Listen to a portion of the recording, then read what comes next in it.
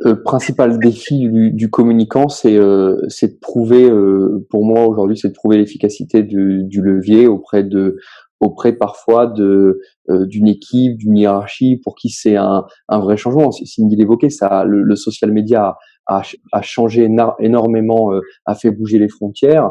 Le mix communication et le mix marketing et le mix média est différent, donc il faut voir comment on replace ces investissements.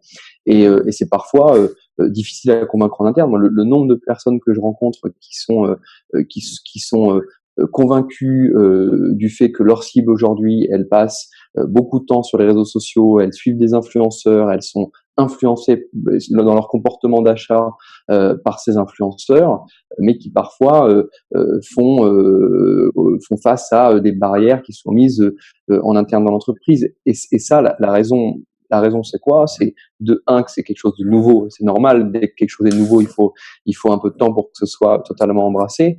Et la seconde, je pense, c'est que il n'y a pas encore une sorte de d'harmonie dans les KPI, il y a pas encore de normes.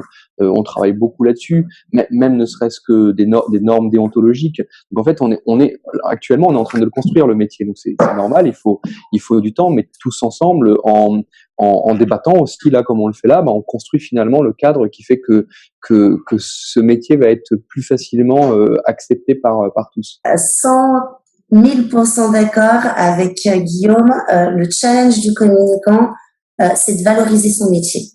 On a sorti une étude il y a 2-3 mois chez Cision qui s'appelle Vie ma vie de DIRCOM, et c'est pas si facile, et où on a interviewé à peu près 350 DIRCOM pour savoir comment ils allaient, quelles étaient leurs problématiques, leurs challenges, leurs envies, et comment ils se sentaient. C'est effarant. Je vais vous dire quand même 2 chiffres. Aujourd'hui, 37% des DIRCOM sont au codir de leur entreprise. 37%. C'est ridicule. Demandez-vous combien de DRH, combien de DAF, combien de directeurs commerciaux sont au codir. Tous, 100%, ou presque. Et comme c'est 37%. Donc, on est même plus légitimé, si vous voulez, comme. Donc, nous, là, chez Cision, c'est une vraie bataille que de remettre la communication au centre du jeu. C'est extrêmement important. Et le deuxième chiffre, c'est 72%.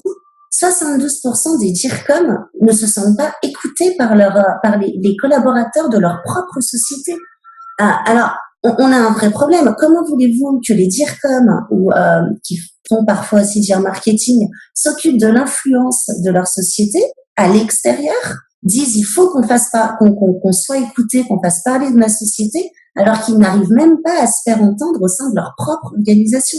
Là, il y a un vrai problème de légitimité de la com, de manque d'écoute, et je pense que c'est les outils et la transformation digitale de ce métier qui va leur redonner du crédit. Et ça passe par la mesure et la valorisation de leurs actions. Pour moi, c'est une évidence, mais il faut absolument ça me touche parce que je suis DIRCOM. Et il faut absolument qu'on revienne au centre du jeu, puisque la com n'a jamais été aussi importante qu'aujourd'hui. Donc, il faut vraiment qu'on se réouvre les portes du codir et qu'on se fasse entendre à nouveau.